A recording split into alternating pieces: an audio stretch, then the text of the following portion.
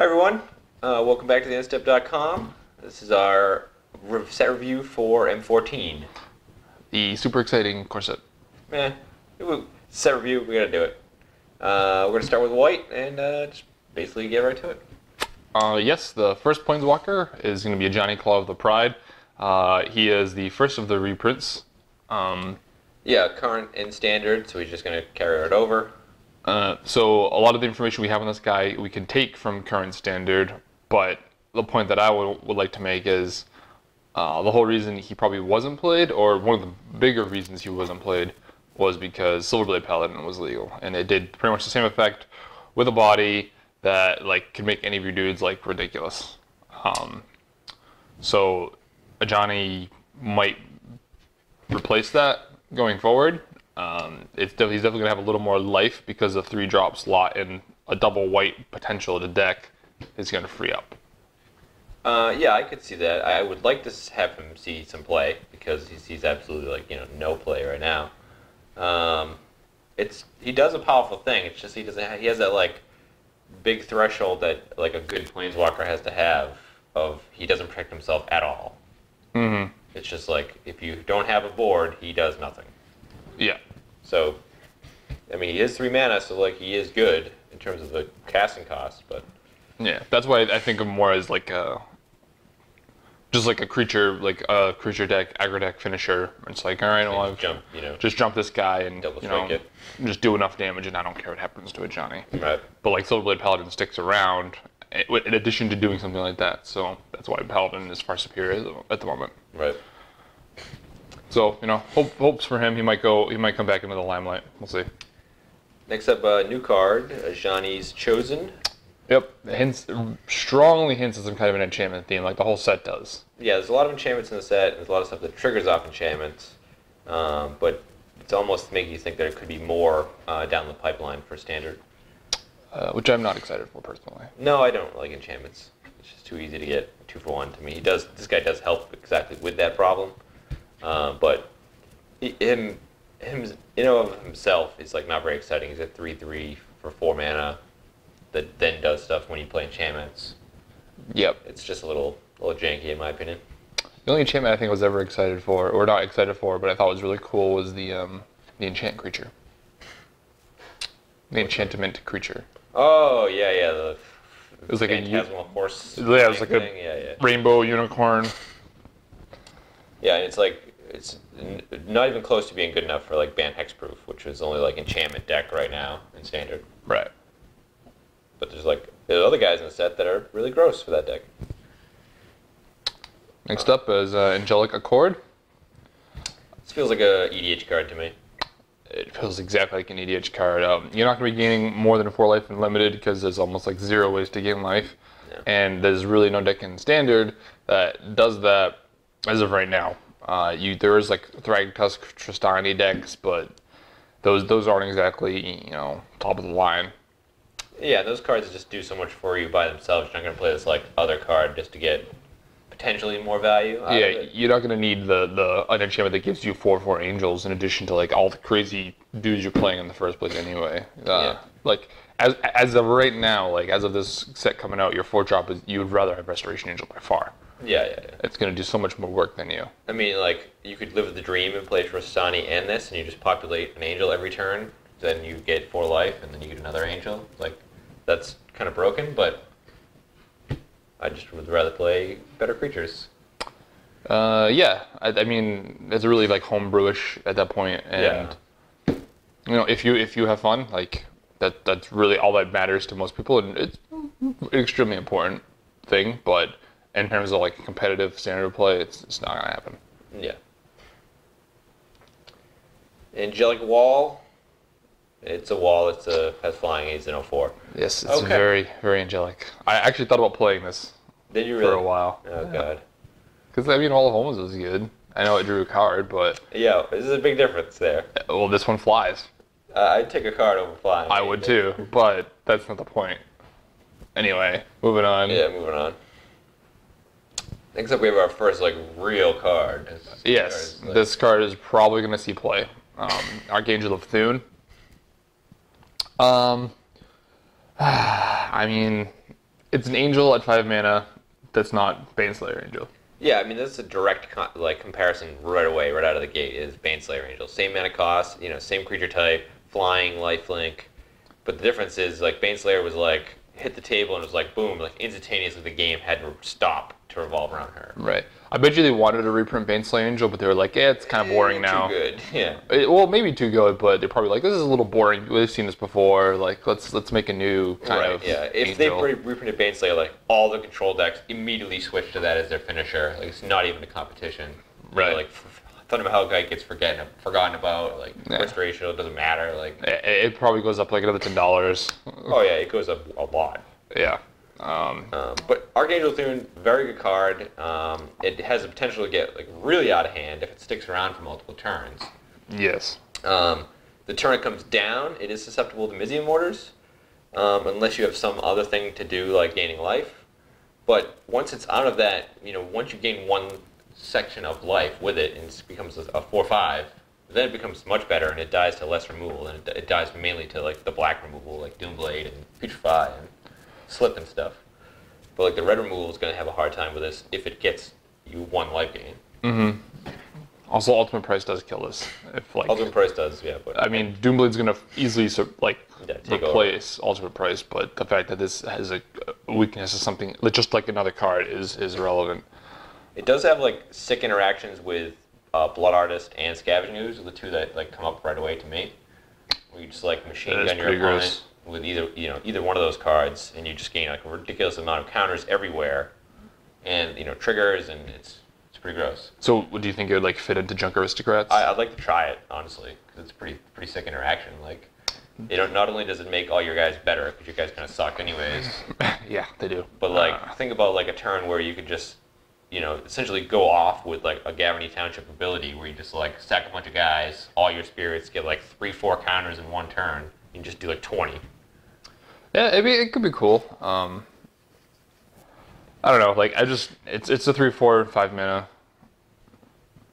I think it's a card that's like, you still want Obsidat in the matchups like against control, because it still like just dies to all of the rules, all the removal that control has. Mm-hmm. Or Obsidat, can't die to any Wrath effect. But in terms of like I'd say the creature-based matchups, she just does so much more work. She's gonna gain you like a ton of life. Yes, I agree. Huge. So it's definitely a card to watch, and a lot of people are hyped up on it. That's why it's like one of the most expensive cards in the set. The thing is, it's like I do think it's good. It's one of those cards that doesn't do much. It doesn't do the most by itself, I guess you could say, because like it does trigger its own ability. Right. But it works better in tandem with other cards. Yeah, it's a card that wants other creatures with it. The more creatures you have, the better it is. It's not like this is not your finisher of like a 2-of in a control deck. It's not like Hazeling where you just like you're gonna ride this guy to victory. Like you could, but yeah. So that promotes like playing lots of creatures strategies, which is like you said is fine in the creature matchup, but susceptible to certain cards in like control matchups. The card's good. It's most definitely gonna see play. It's just about like where to find the best place to put it, and then see where it goes from there. Yeah, out of the gate, I do think it's like in some kind of elf-based deck. Like Mana Guys, you get it out fast and you start. Something to get more value out of your little things. Right. Yeah. Then you guys get bigger, and then Scavenging Ooze, pretty sweet. Fits in that deck nicely. Yes. So. Anyway, moving on. Oromancer. We've seen her before. She's fine. If there is like a heavy enchantment theme in Theros or anything like that, she could like be used. Yes. That's pretty much it. Yep. Banisher Priest. Fiend Hunter? Question mark. Fiend Hunter for the aggro deck. Yeah, I actually do like this creature quite a bit. It's really good for like a White Weenie based deck, which there's a lot of cards in this set that are really like almost trying to push that White Weenie deck back again, like a 1 or 2 color deck. Between like Mutavault, another white creature we're going to talk about in a second. Mm-hmm. Like just a nice like curve based aggro deck. You're just going to curve out nicely and just have like these hard hitting like value bodies at each kind of mana cost. I mean, I'm sold on that idea. It is a human, so like it does work with Champion pretty well. Yep, in Cavern at the moment. Yep, and Mutavault, like in terms of like anything else that could pump humans. Right. Which is pretty much just Mayor Avabrook. Yeah, at this point. Yeah, this card's very good. I mean, Fiend Hunter, he's actually like a substantial amount of play Yeah. in standard right now. Granted, the strategies that are currently employing him are a little more defensive, but that's not to say that something like this couldn't be adopted into aggro decks because it is more aggressive than Fiend Hunter. So they get the benefit of that effect with getting to be more aggressive. So I think this guy has lots of potential. Yep. Next up, we have Blessing, which is another reprint. It's still just another like kind of subpar enchantment, at my opinion, because we have like all these better enchantments that the best ones are in hexproof. Like you just look at all those enchantments in that deck, look those are the best enchantments, and there's nothing that's better here than that's already in that deck. Mm-hmm. So it's just like too much mana. Like yeah, it doesn't do anything by itself until like you start dumping mana into it. Right, and like the effect you get isn't necessarily that ridiculous. Yeah, you can play 1 mana. You know, what's the 1 mana white enchantment that hexproof plays that just gets +1/+1 for each enchantment? Ethereal Armor? Yeah, Ethereal Armor. It's like 1 mana, instant, like 2 to 3 to 4 boost. Right. Like forever and first strike. And first strike. It's like, it's the power level is like drastically different. And that's a common. Yeah, like, so it's mind-boggling. Next. Our first sliver. So slivers are in this set. I mean, everyone knew that. Yeah. But now we've seen all the slivers. I will say, I think Evan Irwin said that there was like a turn 4 kill with slivers in standard. Okay. And Bone Scythe Sliver was a part of that. Right. So like I guess that's a plus. I will say that if slivers does become competitive in any kind of fashion, this is going to be a sliver. If that deck does happen, he's a key player. Double strike's like the real deal, and the fact of giving your entire team double strike is pretty gross. Yeah, there's a lot of slivers that give like a lot of mediocre abilities, but the slivers that actually give real abilities that like double strike, for example, are actually not bad. You know, like they're pretty solid in the sliver archetype. Yeah, and that's reasonably costed. Like 4 mana is like a little high for a creature, but this effect is so gross. Like a lot of times the turn you play, you're just gonna kill your opponent, or just like a huge chunk. Right, and I'm assuming you've had the sliver that gives them all like haste or something. Yeah. Oh, no, that one's not in standard, right? There's no heart sliver.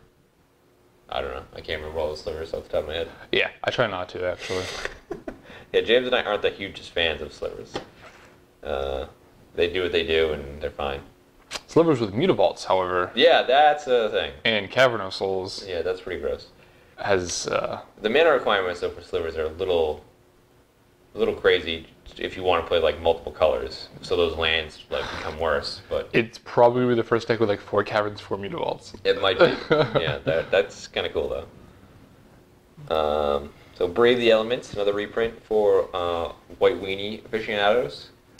Yeah, this card was in Zendikar block. Yeah, and so we've seen it before. It saw some play at the time, like especially in the life gain deck back then with Soul's Attendant and Soul Warden and Soul Sisters. If a predominantly white creature-oriented aggro deck becomes a thing, this could fit in some like sideboard slots or like maybe one in the main deck or something, just to alpha strike. Yeah, it does a lot of surprising work. Like it's 1 mana, it could be a counter spell, it could be an alpha strike, it could be, you know, like protect your guy from like a block in combat, and then like give your guy pro and like kill their guy. Yep. It does a lot of work for 1 white mana for a white deck. It does. Yep. Next up we have what is that? Capuchin Knight. Capuchin Knight, sure, thank you. Yeah, I like this picture. Adam doesn't really care. It's fine. Like it's some of the worst like 2 mana knights we've seen. Like we've seen much better 2 mana knights than this guy. Yeah, I mean I think he's like still decent in a limited environment. He could have been like a 2/1. Yeah, that's like one of my points. It's like we've seen this 2 mana knight cycle throughout Magic, like all the way back to White Knight and Black Knight, and those were in the original sets, and they were 2/2s with first strike with protection for 2 mana. Granted, it was double mana cost, but right. But the protection was far better than the fire breathing. And then we've seen other knights like in Cold Snap and stuff where they have a 2/1, that has this exact pump ability, the 2 mana pump ability that had protection. So like it's like such a downgrade to these other knights from older Magic that creatures have been kind of getting better and better, recently, and this one's like almost like we'll go backwards with this guy. Right. Yeah. I mean, it feels like they reprint these cards just so like new players coming into the game can see something that like a glimpse of something that we had when we came into the game, and it attracted us in, and it's been attracting players for years. So like they're like, why are you changing the formula? You know, like let's keep printing 2-mana knights, you know, or something crazy like that. It's like a creature, specifically in terms of knights, a creature type that really grabs players and makes them like really interested. Like, oh yeah, sweet, I'll play my knights deck. You know, everyone's got a freaking knight deck. That was the deck in standard for a little while. Celestial Flare. I want this card to be good. I think it's like really close. Like I think it really is. You know, the effect is fine. Instant is obviously like relevant. Right. The only really like debatable factor is the mana cost. Yeah, the double white is like the decks that want this like would be, you know, Esper and you know, blue eye red. Like you see playing this too, but like the double white in those decks are like really hindering because those decks don't always have double white on turn 2. Right. It might actually just be like a straight up Zorius deck in the future. Oh, that's true. That can actually support something like double white, or like we don't know what dual land cycle we're gonna get on Theros, and it could potentially be filter lands. All we know is they're good. Yeah, but it could potentially be filter lands. Yeah, like, if filter lands happen, then the double costs are less relevant. Much less relevant, surprisingly. But I don't think it's gonna be filter lands. But no, I feel like it's gonna be a totally new cycle. Yeah, but this is a powerful effect, so this could see play. Yeah, and the thing to note, like for limited purposes, this is a common. Yeah, it's pretty gross. You could have multiple. It's just really like, especially in limited, it's even more color like restrictive. Where it's like you need to really go heavy white. I mean, this limited format looks like a 2-mana, 2-color, you know, like strictly. Yeah, it's a core set. Yeah. Next up, one of the better like commons for white in terms of limited is Charging Griffin. Yep. This guy's like excellent in limited. Yeah, it doesn't block very well. It encourages attacking. Yeah, it's definitely an aggressive creature, but which was where I like to be in limited. Yeah, it's especially like core set limited. It's like, you know, play good guys with some kind of evasion and you race. And this guy like perfectly suits that. Right, he's one of the bigger flyers too in the set. Yeah. Yep. Which like really speaks a lot for limited, and that he's common, like you said. Yep. So. Not at all good enough for constructed. Nope. Next up, we have Congregate. We've seen this before. It's cool. It's cool. This is called Congregate's getting too expensive for EDH, so we'll reprint it. Is it really? I don't know. That's my guess. The card is like disgusting in EDH, obviously, because you're gaining life for the entire board when you cast it.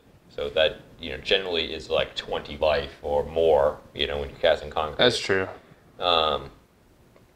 It's pretty much like an auto-include in any commander deck with white. Sure. I mean, I don't think it's good enough for standard. Like, I don't know. Like, you could say like, oh, you could play like some kind of token strategy and have this like huge life gain boost, but I don't know. I feel like there's other cards that like doesn't Alive Well do that? Just kill my opponent. Yeah, I mean you got the 2-color thing going on. Oh, doesn't just the well side gain life with the creatures you have? I'm not sure if it's 2 life. Is it 2 life? I think it's just 1 life for each creature you have. Okay, so this is double that. Right, but it's like 1 white, I think. That's also true. Yeah. Whatever. Like the card's fine. Yeah, whatever. Except Dawnstrike Paladin, strictly limited card in my eyes. Yeah, that's basically all there is to say. 5 mana, 2/4, you know.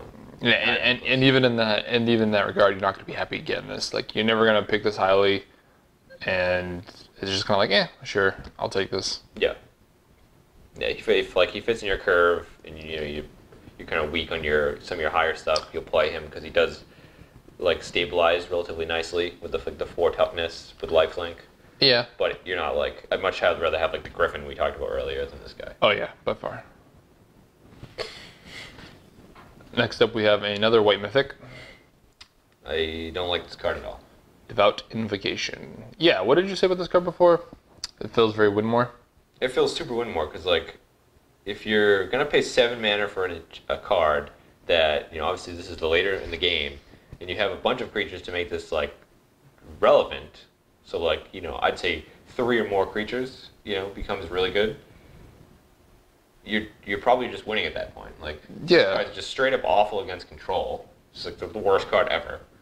Like, oh, let me play 7 mana for my guys. Make like 5 angels. Then you untap and wrath me. And not only do I lose all my angels, I also lose all my creatures that I had to waste at the turn tapping to make this. It's like just awful. What about like in a mana dork strategy? I just play Craterhoof, man. Like, if I'm playing 7 mana, you're just dead. Like, I want you dead that turn. Not. Let me make some angels, and then I agree. you can answer me. There should be plenty of stronger things to ramp into. Except Divine Favor. Perfectly fine in a limited standpoint. Yep, we've seen it before. It's also, there's a lot of like white guys with lifelink and first strike and double strike and stuff like that. So like a lot of these boosting enchantments are much better in limited for those particular guys. Yes. But these like the 2 favor enchantments just are not good enough for constructed.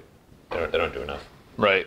More often than not, I'd rather just have like a 1/3 for 2, or something else of similar. Yep. Or like even a 2/2.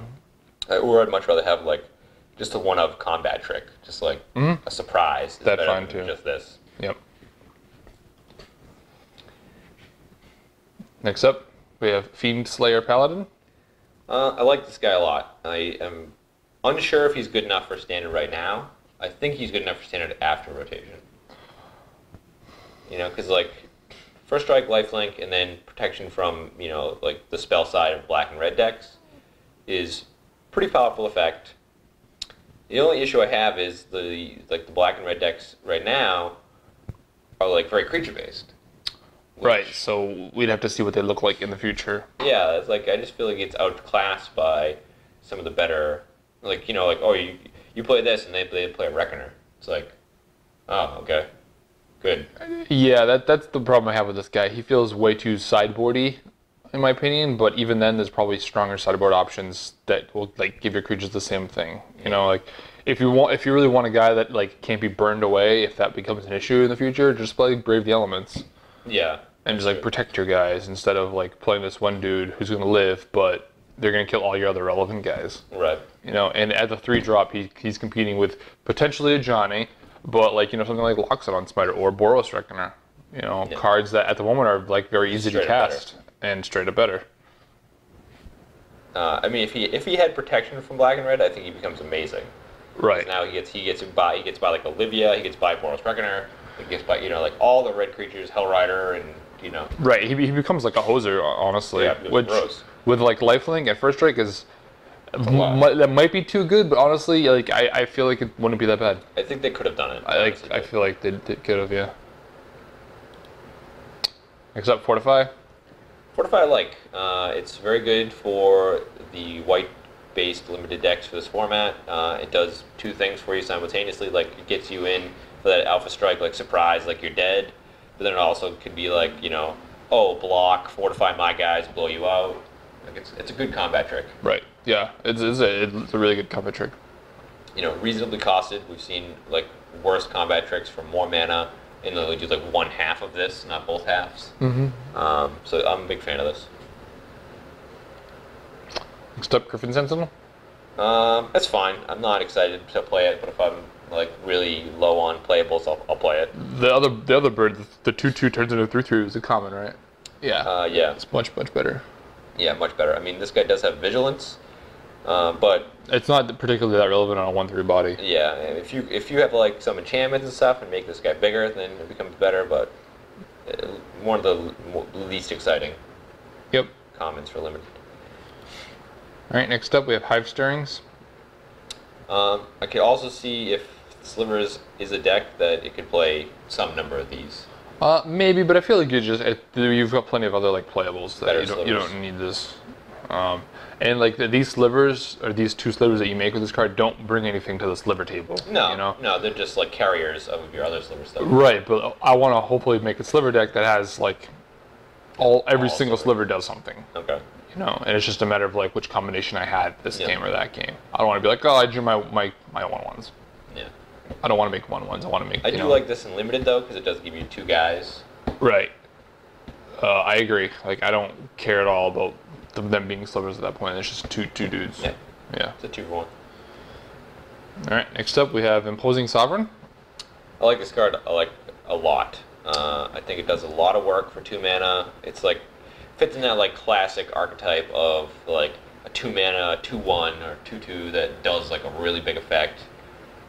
It's not like, you know, Dark Confidant or anything like that, but like, Right. you know, Thalia, like all these 2-drop creatures that are like really like epitomize Magic and like competitive Magic. And this fits in that vein for me. Maybe not, you know, at that level, but the decks that want this, it will take like awesome advantage of it. I agree. I just feel like as of right now in Standard, like when Corset comes out, the decks that do want this like are really like, not in favor right now. You know, no one's really playing those decks anyway. Like, what would you want to put this in, something like Naya Blitz or? I think Blitz becomes better, right? Like, right out of the gate with this card. Right, but like, what does it like actually help improve? Because like the best way to beat Blitz, because you can't like 1-for-1 all their creatures because they play too many guys too fast. It's just like start playing guys in the way, and this totally ignores that problem. It's like, oh, nice Boros Reckoner, it's tapped. Let me get in there. Oh, you know, next turn, like, let me play Olivia or something. Like, oh, it's tapped. Like, you just dead. Right. I mean, the Olivia argument has merit because that's a very extremely played creature. But like, Reckoner has been being played. Like Thragtusk, like stabilize Thragtusk, gain 5 life. Let me like block. Yeah, I think that's the best. The best. Comes to play tab. Now you're dead. That's definitely the best. I feel application for it. Like this probably like helps the gen matchup significantly. Even the. Yeah, I definitely can see that. And it, like you said, the 1/4 removal is like pretty like so-so against Naya Blitz. Like, I mean, it's fine. It's like you play it. And you have to play it. It's necessary to play. But something like the blue-white-red matchup, this can help a lot too because now like you don't have the crucial turn forward. It's like now my Restoration Angels are online, and I can start like taking your dudes. Block. Yeah. Like surprise tap. The surprise trip, you know, like you just like slip and fall. Yes, I do like this guy in that strategy. I don't know. Naya Blitz like hasn't been giving results.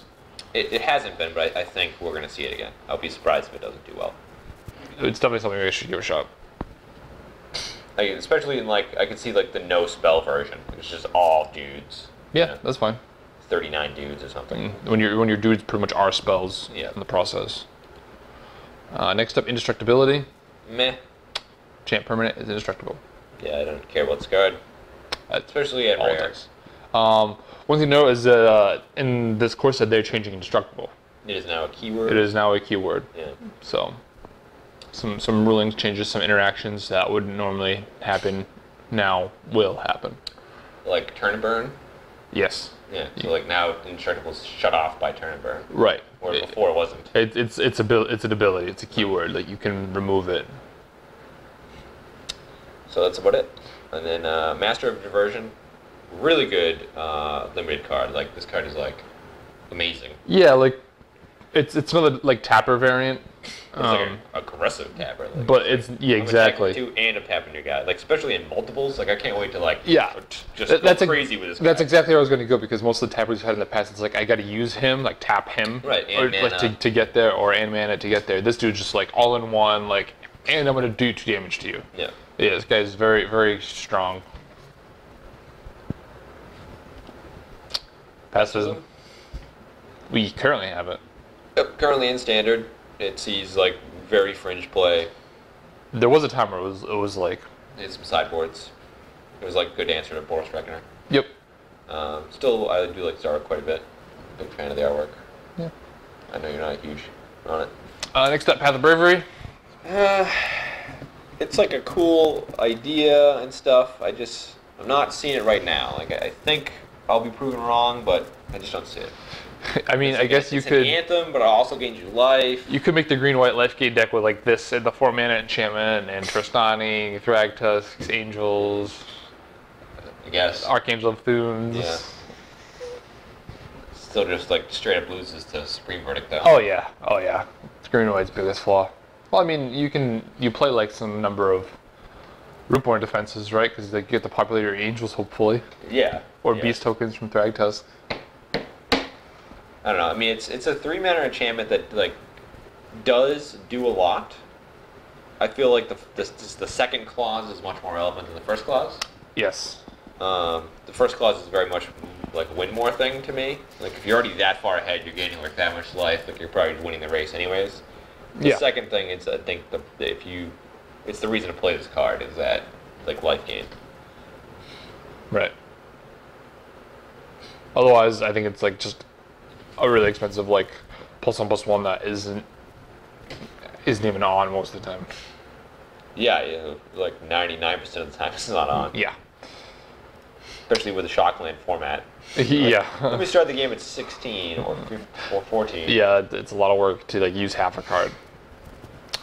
Pay no heed I don't like, and I won't pay any heed. That was loose. Well, anything to say about Forget this it. stupid Nope. card? Moving on. Nice, excellent. I'm just gonna say stupid jokes. Pillarfield Ox. It's an Ox. It's 4 mana. Next. Planar Cleansing. We currently have this. We currently have it. It sees absolutely no play right now. It did see play like a little bit with Ben Stark. You know. Just because Planeswalkers were everywhere. Right. Supreme Verdict is going to remain in the format, and it's going to remain superior. Yeah. We do lose Terminus, so like that's something. But we play Terminus because it's Hallowed Burial, really, not because it's Supreme Verdict. Next up, Sentinel Sliver. This one I like quite a bit. It's a bear, but like Vigilance is really good.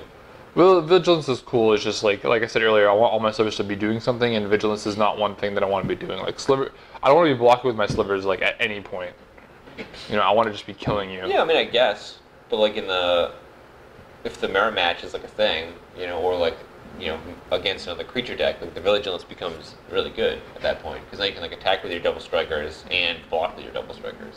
Yeah, I mean, I guess that's possible, but like, I mean, he's a 2-mana guy. You can't expect like gross things out of him. If there's still room in the sliver deck after I've like pumped it full of like the good slivers, then sure. Sure. I mean, I do like him in limited quite a bit though, because he is just a grizzly bear that has Vigilance, and could the potential to get better is there. Yeah, you can get a couple attacks, but like you're also able to trade. Seraph of the Sword, disgusting and limited. I mean, it's like it is a rare. So it is a rare, so it has like a big effect. It's a 3/3 flyer. I don't think it's good enough for standard right now. I guess we will see if they reprint something like another Searing Spear or an Incinerate variant. Yeah, which we currently don't have. I mean, like we still have Searing Spear for the moment. Right. But like they purposely do not print anything in the set, like that. We've got Shock instead, which if that's the removal, then like this guy gets better. Right. That's what I was getting at. Lightning Bolt and Theros. Oh my god. I'd be so happy. Oh, it fits. It does. Through Greek mythology theme, like lightning bolts, like. I don't think it's gonna happen. Papa Zeus just wants his bolts. Next up, Sarah Angel. Yep. It's Sarah Angel. It does what it does. I like this card a lot in limited. Oh, it's disgusting limited. Absolutely disgusting. It's not good enough for standard, but it's pretty much where it's at. We've seen Sarah Angel forever. So. Yeah, forever. Show of Valor is exactly what I was talking about earlier with like the enchantments versus a combat trick. Like this is a combat trick I actively want, whereas like the enchantments that are similar, that do a similar thing, are worse because one, you can get 2 for 1, and 2, like the surprise of an instant combat trick is much better. Right, and very often a combat trick will get a creature dead. Yeah, equals removal spell. Yeah. Right. Siege of Mastodon, we've seen it before. It's a Mastodon, and it's sieging. It's a 3/5. Yep. 3/5 for 5, like White has had forever. Right. Next up is Silence. This card is not new. It's been around for a long time, and it did multiple times. It did nothing in standard before, and I think it will continue to do nothing in the future. Yeah. If something like a combo deck like takes place, then maybe. Yeah, I mean it sees some play in some combo decks in older formats. Like, right. You just go off on the turn, you silence them, and then you can win. Yeah, but like a combo deck in standard that isn't playing black but is playing white. Right. Could play Silence as an exchange for like something like the rest. But as of like right now in standard, no. It's awful and limited too. It doesn't do anything. It's like one of the worst rares to open. You're just like, god. It's like last pick rare. Yeah. Solemn Offering. It's the Naturalize effect, but you gain some life. There's just much better ways to deal with. It's so expensive. Like. Yeah. You might as well play O-Ring. You know what I mean? Or like. Yeah. More versatile. I don't know. Much more. Not to mention it's sorcery. If it was instant, maybe. Even then, it's still like not great. Yeah. Except Soulmender. This card's just like really boring. Like there's gonna be people that really like this card, but to me this card is really boring. It doesn't do anything. Like Just tap to gain analyze. you 1 life. Whoopity do. Like But you know what I'm saying? There's gonna be like a school of people that like love this card. whatever. Alright, good for You them. get your Archangel of Thunes and your Soulmenders now. Is that what you're saying? Oh yeah, that's a combo. Next up, Steel Form Sliver. Now, is this one good enough for your Sliver deck? Nope. Okay. I try not to play the slivers like exactly like this. The sliver just doesn't do anything. Yeah, like the 2-mana one I think is better than this one though. The Vigilance one I think Yes, I agree. Far superior. So anyways, we'll move on from the Yep. Predator Sliver. Stonehorn Chanter, I am not impressed. I think he's really good to like pump your mana to in a limited environment, like Vigilance and Lifelink.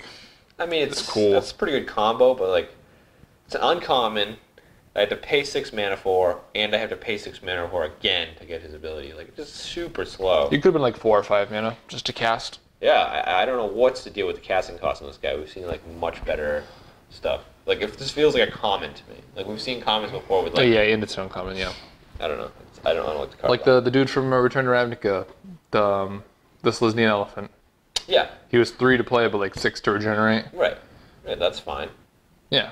You play him when you get the mana early on, and then you can like just activate him Right. in a future turn. This is a late game card that becomes a later game card if you want to use the ability. But it's not like that big to begin with Right. for a late game I scenario. think I'll play a Sarah Angel for 5 mana that has, Vigilance and Flying. Yeah. Let's see which one's better. Right. Get out of here with this stupid Rhino. Eh. I'll play Suntail Hawk more than this stupid Rhino. Like, And that's saying a lot. yeah. I will do 6 damage to you with my Suntail Hawk before you cast your Stonehammer. Yep. And just like 2 attacks, like they can't eat life. Yeah, good. Next. So Suntail Hawk, whatever. It's fine. Does what it does. Wall of Swords. Seen it before. It's a very good wall. Like, super defensive wall that, is scary because a lot of creatures will die to this wall. Yes. Yeah, I mean, if there's like a slower, I can see like a slower, like bomb-heavy limited deck, like loving some Wall of Swords. Like if you got like a bunch of angels and like big high-end stuff, like a blue-white kind of control, like limited deck, like the Wall of Swords is awesome in that deck. You can just hide behind your wall, and then you get you can get your Stoneham Chanters going, late game. Yeah.